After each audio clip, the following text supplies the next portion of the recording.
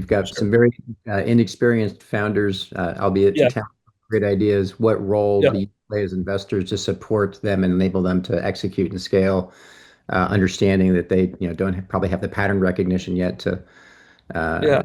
get out of themselves quickly? Sure. I can start. I mean, I think across the venture ecosystem, I mean, different stages of folks, whether you're a pre-seed or a seed fund, or you're more of a Series A or Series B fund, you tend to help those entrepreneurs in different ways. I mean, I admire the seed funds that have those databases of like, wow, we've literally got a database of like every engineer in the ecosystem or like every go-to-market hire.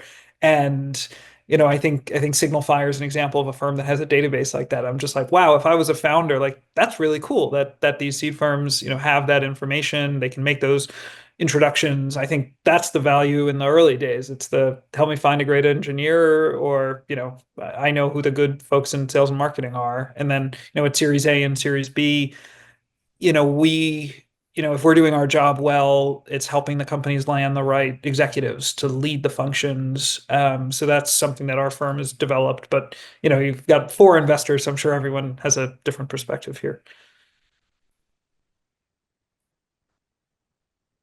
Maybe one thing to add, kind of, because it's on this topic, it's interesting how you go through kind of cycles. Like I started investing about 15 years ago, and you had a lot of young founders in the early days of mobile because it was new. And when you have a new cycle, it kind of gets rid of some of the value of experience. So you had your kind of snaps, and a lot of these consumer companies are started by very young people. And then that kind of as we kind of they got more there wasn't kind of a platform shift. It kind of shifted more, and you saw like kind of older, more experienced founders generally getting funded.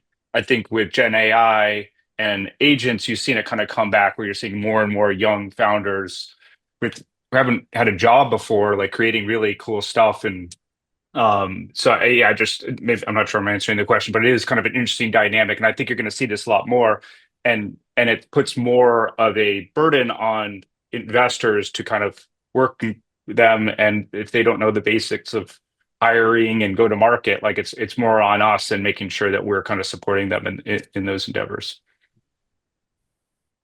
Yeah, I think at Pair, I mean, we do pre-seed and seed, and we do a lot of kind of young founders, like builder founders. And so I think for us, we take a few different approaches. One is like we run an accelerator that builds in a lot of this support that kind of like every founder needs in going from pre-seed to seed. So things like hiring, like early go to market, like how do you do early kind of founder-led sales, like all this stuff that kind of every company is sort of going through. So we try and like programatize that to some extent to like help them and also provide that peer network of people that are all kind of going through that together. Because I think investors play one role. I think having peers and companies that are kind of similar stage going through that is also a helpful thing. So I think, you try and programatize it to the extent that you can, build that relationship with the founder. But I think it's also a delicate dance where, the best founders, kind of can figure it out. And your job as an investor is to ask good questions, help them get to the answer or get the resources they need faster and accelerate some of that learning. But I think it's delicate if then you have to, handhold them too much, then I think that's a crutch and not necessarily setting them up for success. And one area where at Pair we specifically have invested quite heavily is around like hiring. I think that is something where like I tell founders like every founder needs to know how to hire. It's kind of the same skill set as like going to raise money. Like you have to convince people to come on this like crazy journey with you.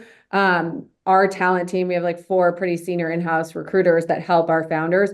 A lot of it is not just fishing for them. It's like teaching them how to fish because that's going to be their job. I mean, Ken, I'm sure you're spending a huge amount of your time hiring, even at like, the stage where Affinity is, where it's kind of the job of the founder always to do that well. And I think I've noticed the best companies tend to have these like really high density talent, magnets of companies. And so I think that's an area where we see pretty high leverage at Pair of like helping companies kind of figure that out and crack hiring early. And I think that compounds over time for the best companies.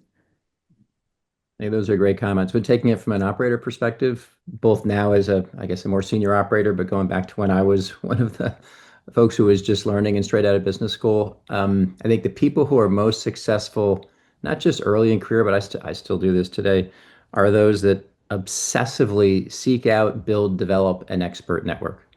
So when I come to a company, for example, I've got lots of people who I consider to be best in class best in class CROs, CCOs, CMOs, a level down, and pair them with people on my teams and make those introductions to other people in my network who may be early stage founders. So just being relentless about trying to learn from other people who have already done what you're trying to do or some portion of what you're trying to do so you can learn on their dime, from mistakes that they've made.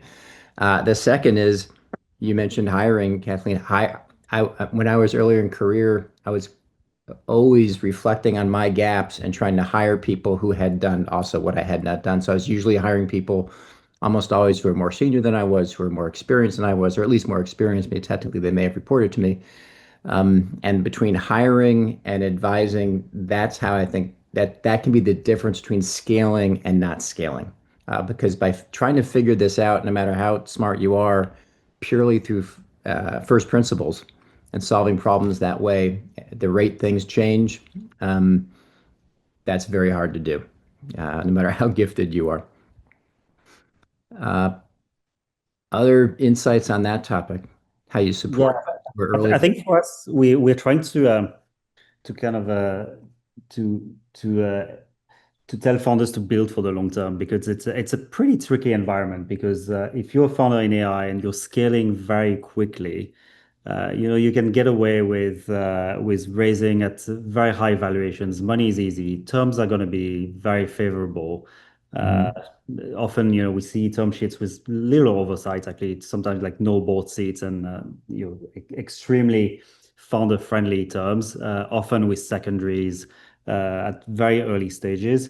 So when you're a founder, it's easy to optimize for the short term and feel you're feeling on top of the world, right? Especially when you're scaling very quickly in the early days. So we try to tell founders to build for the long term and think about what's next. If you're raising at a very high valuation, what does that imply for the future rounds? And also we try to pair them with founders who've seen like difficulties and founders who've gone through several rounds of funding, etc. Because at some point, things are going to become more difficult. But that's an interesting trend to see very young founders receiving very attractive terms, and that's often a recipe for disaster if it's not handled properly.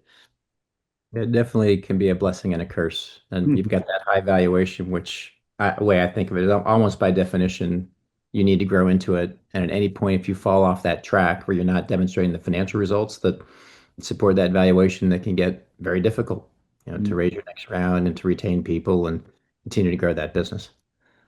Sometimes going after the highest valuation is not always the best thing. Speaking as an operator, I've definitely turned down capital that was at a higher valuation because I didn't think that was best for the business and the right partner.